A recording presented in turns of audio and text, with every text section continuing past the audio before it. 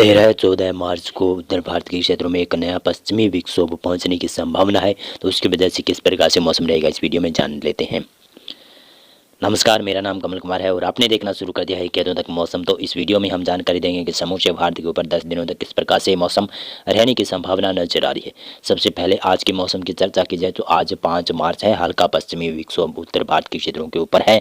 इसकी वजह से गिलगित और लद्दाख, कुछ जम्मू कश्मीर के उत्तरी क्षेत्र और हिमाचल प्रदेश के भी उत्तरी क्षेत्र, उत्तराखंड के भी उत्तरी क्षेत्र, यहाँ पर बरसात के साथ में स्नोफॉल जारी रहेगा। और इधर देखें तो पूर्वोत्तर भारत की तरफ देखें तो अरुणाचल प्रदेश के ऊपर ही बरसात और स्नोफॉल की संभावना है।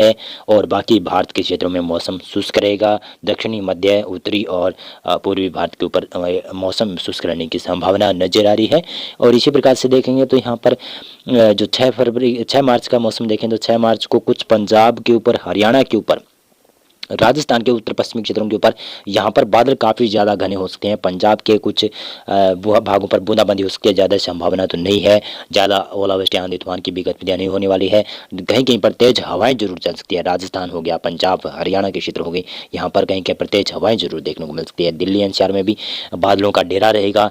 6 मार्च को भी उत्तर प्रदेश के ऊपर भी बादल बने रहेंगे। और इसी प्रकार से देखेंगे तो पहाड़ी राज्यों में देखें तो गिलगित, लद्दाख, जम्मू कश्मीर, हिमाचल प्रदेश और उत्तराखंड के क्षेत्र हैं, यहाँ पर बरसात के साथ में स्नोफॉल जारी रहेगा 6 मार्च को भी। और नेपाल और सिक्किम, भूटान, अरुणाचल प्रदेश तक बरसात और स्नोफॉल की गतिविधियाँ रहेगी।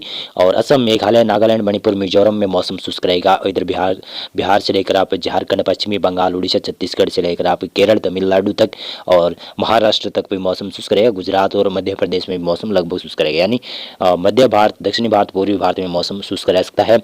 लेकिन उड़ीसा के उत्तर पूर्वी क्षेत्रों के ऊपर हल्की फुल्की बूंदाबांदी कहीं कहीं पर हो सकती है, ज़्यादा संभावना नहीं नजर आ रही है। राजस्थान में भी लगभग मौसम शुष्क रहने की संभावना नजर आ रही है। और इसी प्रकार से देखें तो 7 मार्च को किस प्रकार से मौसम रहने की संभावना नजर आ रही है। 7 मार्च को देखेंगे तो एक एंटी साइक्लोन यहाँ पर बंगाल की खाड़ी के ऊपर बनता हुआ दिखाई दे रहा है। इसकी वजह से आप देखेंगे तो उड़ीसा के उत्तर पूर्वी क्षेत्र और पश्चिमी बंगाल के दक्षिणी क्षेत्रों के ऊपर हल्की बरसात के साथ में आंधी तूफान की गतिविधियां देखने को मिल सकती है। और अरुणाचल प्रदेश के ऊपर बरसात की संभावना है। बाकी भारत के क्षेत्रों में मौसम शुष्क रहेगा। और पहाड़ी क्षेत्र हैं जिसमें उत्तर पश्चिमी मैदानी क्षेत्रों के अलावा उत्तर पश्चिमी जो हिमालय क्षेत्र हैं वहाँ पर बरसात और स्नोफॉल की संभावनाएं जारी रहेगी। गिलगित, लद्दाख, जम्मू कश्मीर, हिमाचल प्रदेश और उत्तराखंड के उत्तरी क्षेत्र हैं, यहाँ पर बरसात और स्नोफॉल जारी रहने की संभावना नजर आ रही है। और इसी प्रकार से देखें तो 8 मार्च को लगभग समूचे भारत के ऊपर मौसम शुष्क रहने की संभावना है। केवल आप देखेंगे तो उड़ीसा के उत्तर पूर्वी क्षेत्र, अरुणाचल प्रदेश के उत्तरी क्षेत्र और गिलगित, लद्दाख के क्षेत्रों के ऊपर बरसात और स्नोफॉल की गतिविधियां होने वाली है। यानी बरसात की गतिविधियां यहाँ पर कहीं के पर देखने को मिल सकती है। मेनली मौसम समूचे भारत के ऊपर ड्राई रहने की संभावना नजर आ रही है। और 9 मार्च को देखें तो 9 मार्च के आसपास ये पश्चिमी विक्षोभ देख सकते हैं किस प्रकार से आता हुआ दिखाई दे रहा है। ये धीरे धीरे कर पश्चिमी विक्षोभ उत्तर पश्चिमी भारत के क्षेत्रों की तरफ बढ़ेगा। इसकी वजह से पुनः संभावना बनने वाली है कि 12 मार्च के बाद में या फिर 13 और 14 मार्च को कई जगहों पर बरसात की एक्टिविटियां होने की संभावना नजर आ रही है। और 9 मार्च को देखेंगे तो लगभग समूचा भारत मौसम शुष्क रहने की संभावना है। कोई भी बरसात की एक्टिविटी नहीं होने वाली है। कहीं कहीं पर तेज हवाएं जरूर चल सकती है और बरसात की संभावनाएं भारत के क्षेत्रों में बहुत कम नजर आ रही है। और 10 मार्च को देखें तो 10 मार्च के आप देखेंगे तो गिलगित, लद्दाख के जम्मू कश्मीर और उत्तरी हिमाचल प्रदेश, उत्तरी उत्तराखंड के क्षेत्र हैं, यहाँ पर बरसात के साथ साथ में स्नोफॉल होगा। और नेपाल, सिक्किम, भूटान के ऊपर भी बरसात के साथ साथ में स्नोफॉल देखने को मिल सकता है।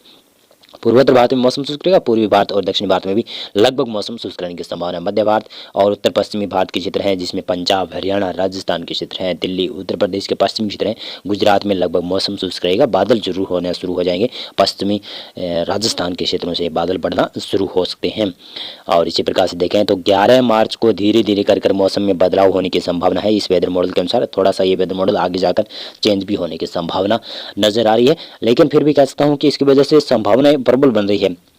किसानों के लिए आगाह कर सकता हूं कि आप 11 मार्च से पहले पहले अपना जो काम करना है, कढ़ाई मढ़ाई का जो काम करना है, आप जल्दी से कर सकते हैं। उसके बाद में फिर से आंधी तूफान की गतिविधियां पंजाब, हरियाणा, दिल्ली, उत्तर प्रदेश, राजस्थान के क्षेत्र, मध्य प्रदेश के उत्तरी क्षेत्र, उत्तराखंड, हिमाचल प्रदेश, जम्मू कश्मीर के ऊपर बरसात के साथ में ओलावृष्टि, आंधी तूफान की गतिविधियां होने की संभावना काफ़ी प्रबल बनती हुई नजर आ रही है।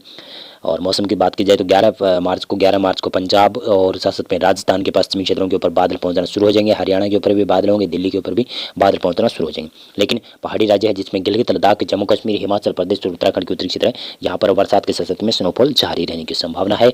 मध्य भारत में मौसम शुष्क रहेगा, दक्षिणी भारत में भी मौसम लगभग शुष्क रहेगा, पूर्वोत्तर भारत में भी मौसम लगभग शुष्क रहेगा और नेपाल, सिक्किम, भूटान, अरुणाचल प्रदेश के ऊपर बरसात की संभावनाएं हल्की नजर आ रही है।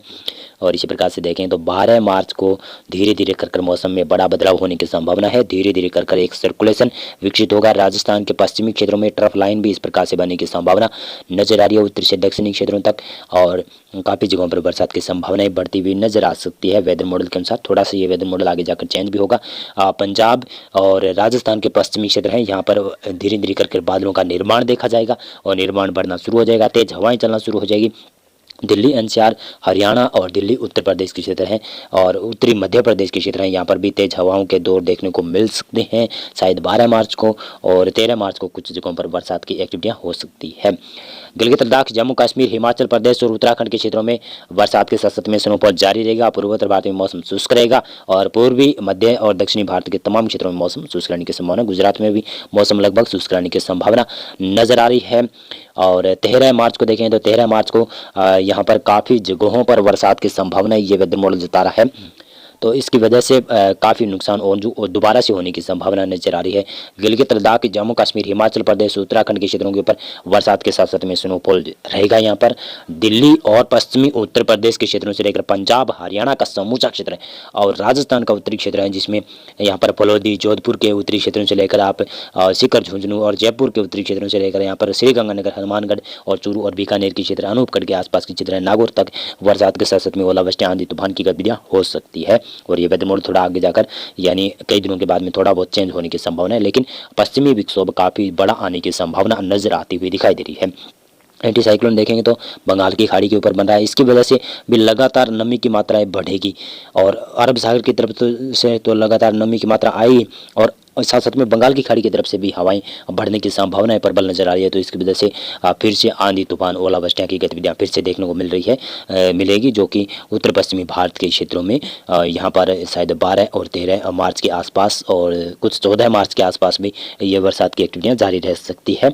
और 14 मार्च का वेदर मॉडल देखें तो 14 मार्च का वेदर मॉडल ये है, और इस वेदर मॉडल के अनुसार देखेंगे तो पंजाब, हरियाणा और दिल्ली उत्तर प्रदेश के पश्चिमी क्षेत्र हैं, उत्तराखंड, हिमाचल प्रदेश और गिलगित लद्दाख के क्षेत्र हैं, जहाँ पर बरसात के साथ में ओलावृष्टियाँ, आंधी तूफान की गतिविधियाँ होगी। कई जगहों पर उत्तराखंड, हिमाचल प्रदेश, गिलगित लद्दाख के क्षेत्र हैं, यहाँ पर बरसात के साथ में स्नोफॉल भी होगा।